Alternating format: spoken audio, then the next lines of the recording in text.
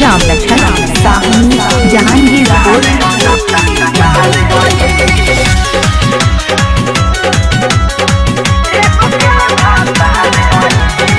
Music by Shiv Manmohan।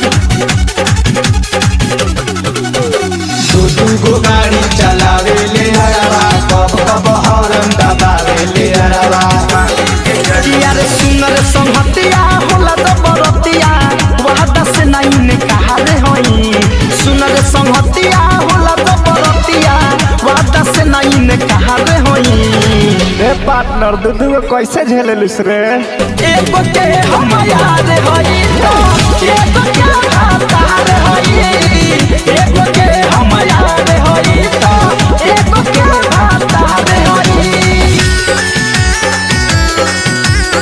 DJ Ram Lakhan Sahni Jahangirpur.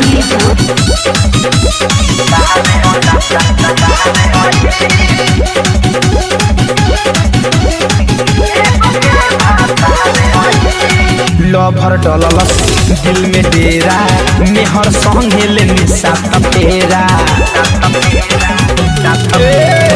Lover डललस दिल में डेरा, मेहर संगे ले निशा तपेरा। एगो के एटीएम कार्ड देते बुझिए, एगो के आधार होई। एगो के एटीएम कार्ड देते बुझिए, एगो के आधार होई। अच्छा तो ज्यादा माल कौन फेंकेला हो? एगो के हम याद होई तो एगो के भातार होई।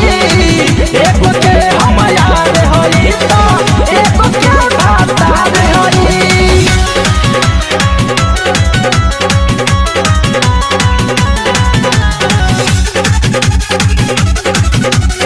डीजे राम लखन साहनी जहांगीरपुर।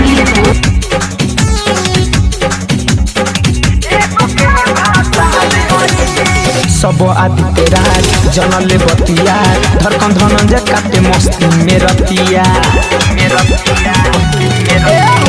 सब आदित्य राज जनले बतिया, धड़कन धनंजय काटे मस्ती में रतिया। एगो के उठा के लिपस्टिक कहे सभी, एगो के गले हार होई। एगो के होठ के लिपस्टिक कहे सभी, एगो के गले हार होई। तोहरे मजा भाई भाई। एगो के हम याद होई तो एगो के भातार होई।